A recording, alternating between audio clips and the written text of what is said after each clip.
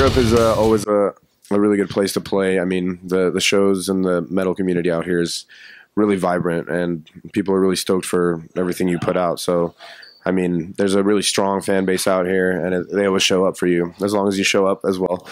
This is a big ass festival, so it's like there's, you know, I think there's 14 bands playing every day. So we get in at like 10 o'clock in the morning to bring our stuff in our production in. We're here all day, so we get a little bit of time, but that's a really rare situation. For the most part, no. You get into a venue at like 5 o'clock. That's when they want you to come in. You got to wait around for sound check. By the time that's done, it's 7 o'clock. Dinner's there. You got to eat, and then you're pretty much warming up to play, and that's how it is. So you don't really get to see the town at all. You're usually driving, and you're usually getting to the next place. Especially in this day and age where you're not really making any money off of records, is by touring, and you have to be willing to play, you know, 15 to 20 to 30 shows in a row in order to you know, be able to pay for the small amenities you need to make tour comfortable, you know, in order to be able to do it for 20 years or, you know, 10 years, as long as I've done it. Who knows, man? We'll see. We'll see when it breaks. But no, man, I'm stronger than ever. You know, don't really feel the effects of my age much, other than, you know, in my back or, you know, in my neck, you know. But at the end of the day, it's the show, the adrenaline is always pumps you up. I'm really stoked to be up there. That's the best part. And I warm up every day. I treat my voice as well as I possibly can, other than smoking a little bit of weed, you know. Everywhere I go is the perfect place for that. No, you put yourself in there. Like, I mean, we would wake up early. I would go for a run, treat every day like a job, you know. Like, if you have that ethic, the rest of it flows. When you get there, it's playtime. You know what I mean? Like it's just kind of like a regimented way of saying, hey, this is the time we have to really focus and try to put something out. This next record we're going to write isn't going to be like that at all. And we've already talked about that. You know, it's very high stress to write like that. And but we are going to get in together and write in the same room. It's just going to be like, hey, you know, I'm not really feeling it today. Let's talk about this. Or, you know, maybe we can meet up and have dinner instead. Or for me, it's not a very personal name. I didn't write it. You know, it wasn't decided on by me. But you know, I see it as my friend's legacy, and I see it as something that, you know, has taken me to a place where I'm very content and happy with what I'm doing in my life. So that's what I see it as. The way it came together is actually a funny story. Dan, our bass player, he knew George from a long time ago, touring with Cannibal Corpse back when he was 18 or something like that. He went out and did merch for them. And they were drinking in South America on a tour in like 2011, I believe, or 2012. No, it was 2011.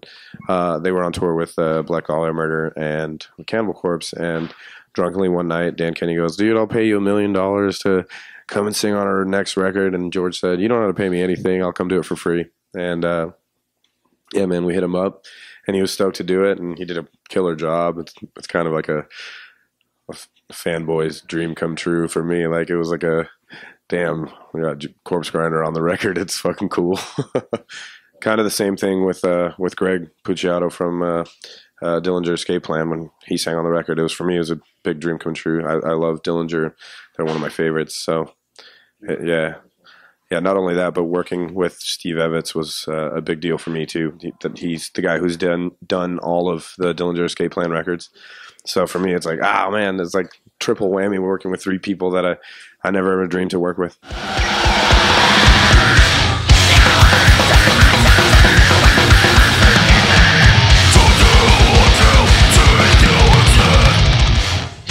We had something to prove at that point, and I mean, we had to be ready with the record, done with the record, and on tour in January. And I joined the band in September. We announced in October, so it was like boom, full in. I dove in feet first, and it was go, and it hasn't really stopped, honestly. Like we've been going, we've been touring almost 2 years now, you know, and kicking ass. Like, I mean, I played almost in those 2 years. I would say we did. I don't know, like almost 15 or 16 months of touring.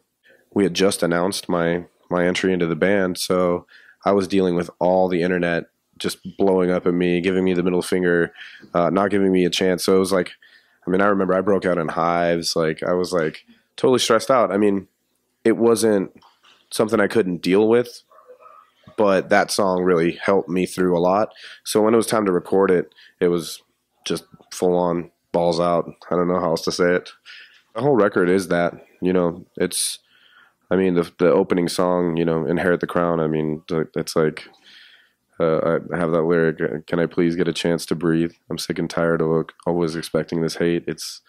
That's real talk. I'm saying, hey man, let me give me a chance to even get on stage and prove my point, because I think you'll be pleasantly surprised, you know? Oh yeah. And they either left us alone or they're joined us. I mean, I feel like everybody's joined us. I feel really good about the state of the band right now, and the energy that we put out on stage and that the fans give back to us is like none other.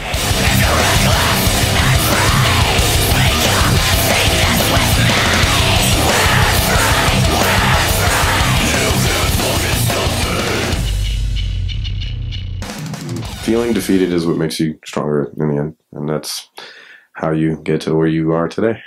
I mean, life will slap you in the face. I mean, no matter what, some things will go wrong at some point or another. You know, you can't ask for everything to be lollipops and strawberries all times.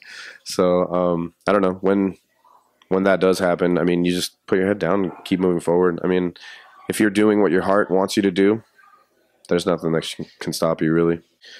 Man, yeah, I mean, it all depends, honestly. It's however the crowd responds to the situation. That's what makes it fire up for me. Like, sometimes I really like playing the old stuff.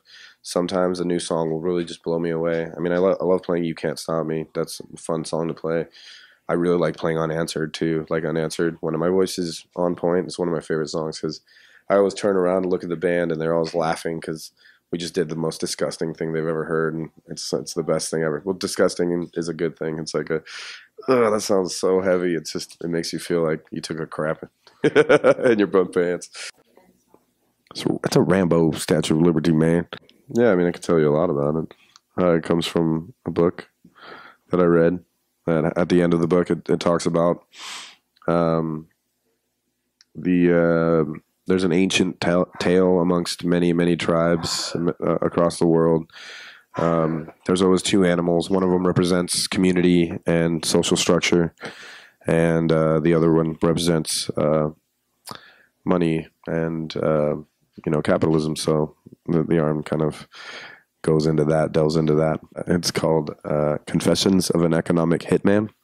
You know, whenever they do, I kind of see it as the ridiculousness it is. Some people choose to be religious. You know, however far you decide to take it is your decision. If you act ridiculous because of what you decide to believe in, that's your fault, not mine. Yeah, I mean, religion was forced down my throat, but I mean, I was able to choose my own path. You know, my mom didn't really fight me on my decisions, so, I read up on the things that I read up on. I learned at an early age that everything was just kind of a fairy tale. So for me, that's, I decided to make my own life decisions based on the things I experience and how people treat me, I treat them, that type of mentality. I try to be nice overall.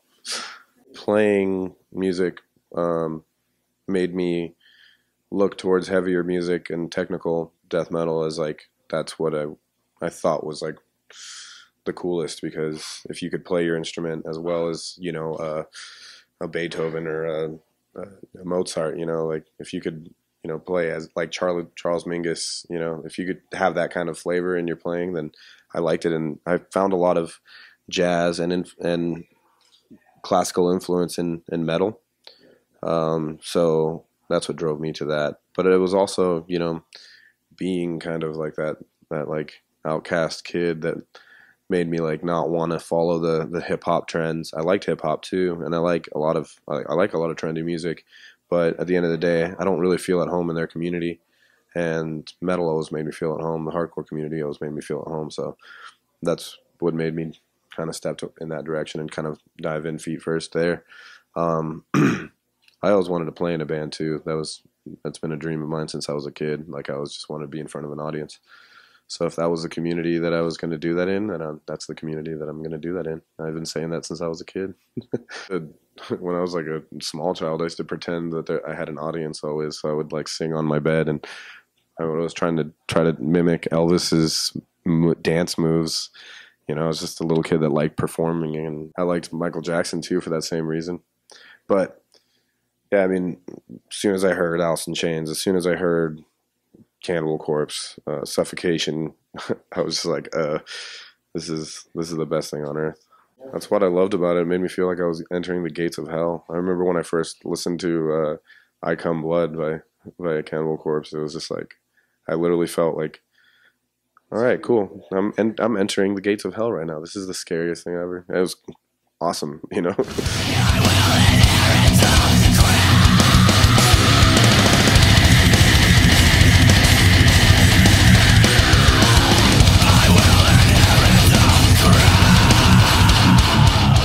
I really look towards, you know, my forefathers and like, you know, Rob Halford. Whenever I write, I try to write, you know, in that kind of realm, like, you know, all my high screams when I'm hitting like a really high scream that like goes over a big long piece, you know, it's kind of like very Halford influenced. I don't know, you know, Phil Anselmo, I'm always into, you know, into that style. You know, I really like Chino Moreno. He's like a dude that I try to, you know, catch some steez off of. It's stuff that influences me. So I put it in there subtly, you know.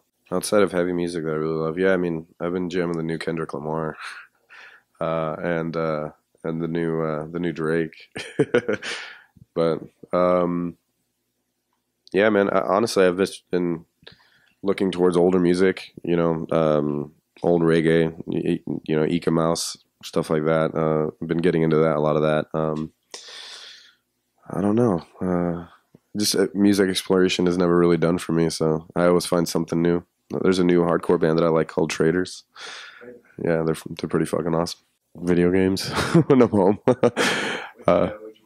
I've been a Call of Duty player for a couple of years, so I just kind of sit and veg out. I don't know. I'm really getting into the pod culture at home. I have a lot of friends that are growing, so I don't know.